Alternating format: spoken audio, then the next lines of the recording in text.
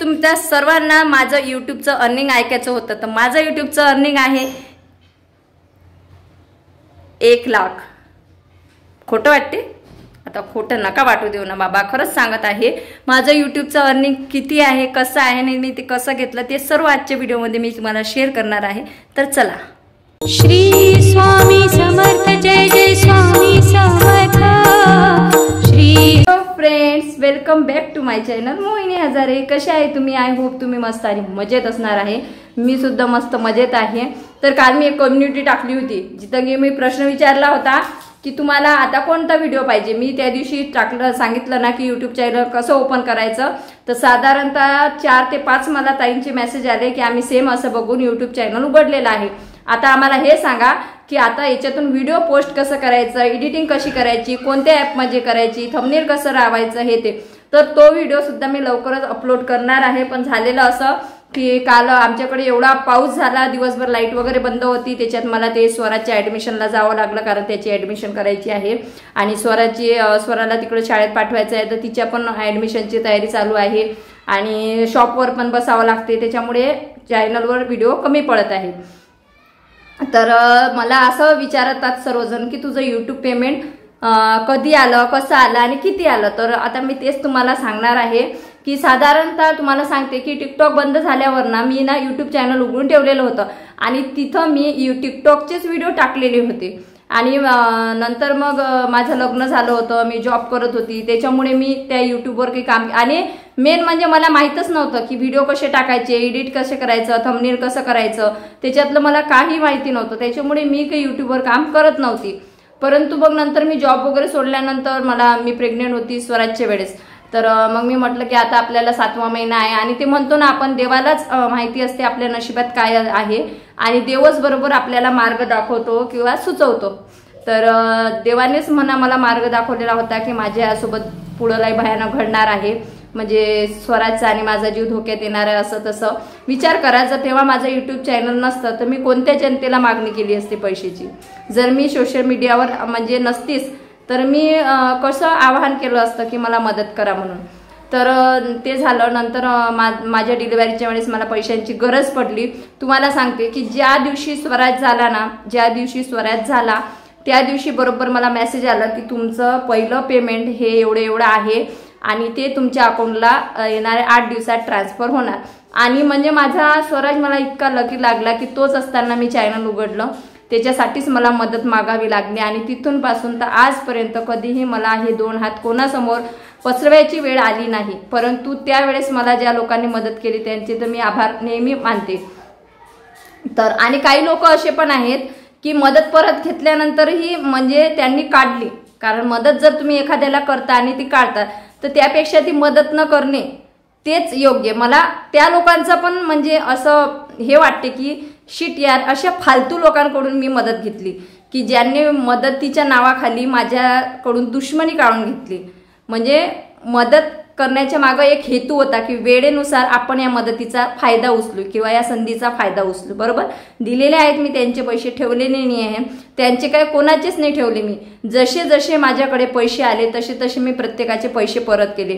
हां, मी एक माझा नियम ठेवला, मी म्हणत होती तुम्ही मला पैसे दिलेले आहेत ना तर तुम्ही मला स्क्रीनशॉट पाठवा, मी लगेच तुमचे पैसे परत करते। आणि त्याच्यातले काही लोक एवढे चांगले होते, तुम्हाला सांगते की काही लोकांनी स्वतःची नावं पण डिस्क्लोज केली नाहीत किंवा कॉमेंट बॉक्समध्ये नव्हतं लिहिलं। माझ्याकडे तो व्हिडिओ अजूनही आहे की कोण मला पैशाची मदत केली होती, मी प्रायव्हेट करून ठेवलेला आहे तो व्हिडिओ। तर त्याच्यामुळे त्या लोकांना मी जसे माझ्याकडे पैसे आले तसे परत केली की बाबा कोणा 1000चा कोणा 500चा जसे आले तसे मी परत केले। नाहीतर या लोकांनी यूट्यूबवर माझ्या नावाने उत्पात मांडला असता की हिने पैसे दिले नाही, कारण मी माझं काम जर मी म्हटलं ना की मी तुमचे पैसे परत करणार, कारण मी भीक नव्हती मागितली, मी मदत मागितली होती आणि ती मी परत केली। बरोबर। तर स्वराज झाला त्या दिवशी मला सगळ्यात पहिलं पेमेंट आलं होतं, तुम्हाला सांगते $130, 130 असं आलं होतं लिहून, आणि ते पेमेंट येणाऱ्या 8 ते 10 दिवसात तुमच्या अकाउंटला ट्रान्सफर होणार असं यूट्यूबकडून मला मेसेज आला होता। आणि मला खूप आनंद झाला होता की मला एवढं पेमेंट आलं, माझ्या स्वराजच्या पायगुणामुळे आलं नंतर माझा स्वराज दवाखान्यात ॲडमिट होता. नंतर त्याला मी घेऊन ज्या दिवशी घरी आली ना, तो खोटं नाही सांगत, स्वराजला आईने औक्षवंत वगैरे केलं. आणि जसं आम्ही घरात आलो आणि स्वराजला मी असं बेडवर ठेवत होती, तर पुन्हा मला बँकेचा मेसेज आला म्हणजे 10 दिवसांनी की बाबा तुमचं एवढं पेमेंट, मला वाटते 12,800 की असं काहीतरी पेमेंट आलं होतं मला सगळ्यात पहिलं. तर ते पाहून मला खूप आनंद झाला. तर आता तुम्हाला सांगते की यूट्यूबचं पेमेंट कसं येते. तर मी यूट्यूबला एक मर्यादा आहे की तुम्हाला मंथली $100 झाले तरच तुमचं पेमेंट येते, अन्यथा येत नाही. आता समजा तुमचं या महिन्यात डॉलर झाले 99, बरोबर, $99 झाले आणि 21 तारीख आली, 21 तारखेला ते सर्व बंद करतात, म्हणजे आपलं अकाउंट बंद करून टाकतात. तर त्या मंथला तुम्हाला पेमेंट होत नाही.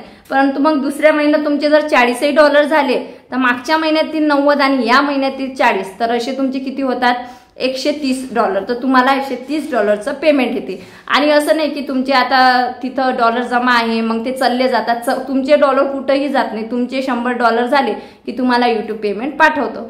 तर अशा पद्धतीने तुम्ही यूट्यूबकडून 1 लाख रुपये पण घेऊ शकता, 5 लाख, 10 लाख, 15 लाख, जास्तीत जास्त तुम्ही अमाऊंट इथून घेऊ शकता, कमीत कमी $100 पासून. अट काय आहे, $100चे तुम्हाला 80 किंवा 83 न मिळतात. समजा 8,000च्या आसपास होतात ते पैसे, तर कमीत कमी 8,000 आणि जास्तीत जास्त तुम्हाला पाहिजे तेवढे तुम्ही पैसे घेऊ शकता. तर आता तुम्ही म्हणणार की तू किती घेतले, तर मी तुम्हाला सांगते, मी म्हणजे कधी पण जास्त घेतलेलेच नाही आहेत. कारण कसं एवढे लोक आमच्या चॅनलला रिपोर्ट मारतात, हे करतात, त्याच्यामुळे आपलं नशीब एवढं स्ट्रॉंग नाही आहे.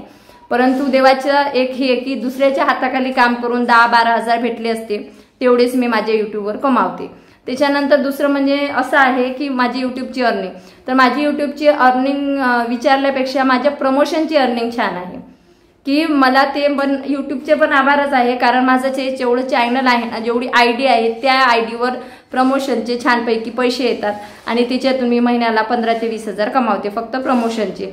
आणि प्रमोशन रेग्युलर असतात माझे, त्याच्यामुळे मग मी असं विचार करते, जर आपला प्रमोशन व्हिडिओ पडलेला आहे, बरोबर, प्रमोशन व्हिडिओला एक गोष्ट त्यांची खूप खास असते हे की बाबा 1 वर्षाचं ते तुमच्यासोबत ॲग्रीमेंट करून घेतात की 1 वर्ष आम्ही तुमच्यासोबत एनी ऑफ कंडिशनमध्ये काम करणारच.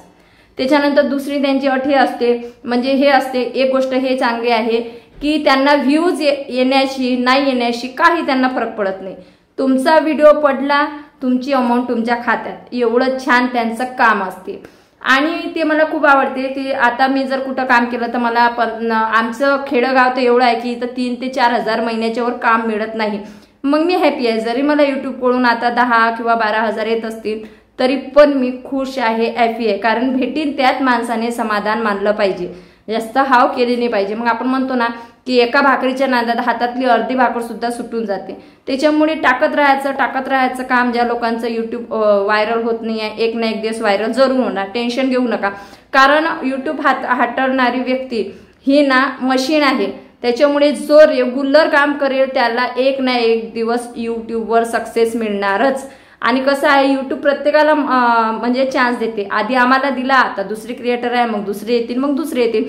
कारण की एक तुम्ही विचार करा की कोणाची चॉईस एकसारखी राहत नसते, चॉईस हे बदलतच राहत असते, बरोबर.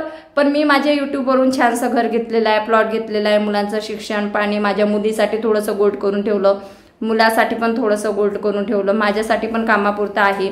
त्याच्यामुळे हे सर्व मी यूट्यूबमधूनच केलेलं आहे. आणि आता काय राहिलं आयुष्यात, फक्त कमाई करणे आणि खाणे, तेवढं तर आपण आता आपल्या लस्सी सेंटरवर, नाश्ता सेंटरवर सुद्धा काम करून आरामशीर आपण खाऊ शकतो आणि कमवू शकतो. परंतु आपण दुसऱ्याच्या नादात लागून आपलंही घर संसार बर्बाद करू नका.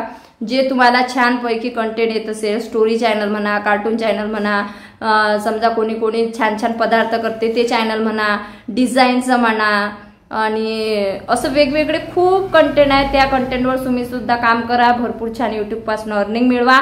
आणि राहिले आता एडिटिंगचा प्रश्न की बाबा तुम्ही एडिटिंग कोणत्या ॲपमध्ये करता, तर मी एडिटिंग करते InShot किंवा व्हिडिओ मेकर किंवा KineMaster, तिन्ही पण ॲप मी यूज करते.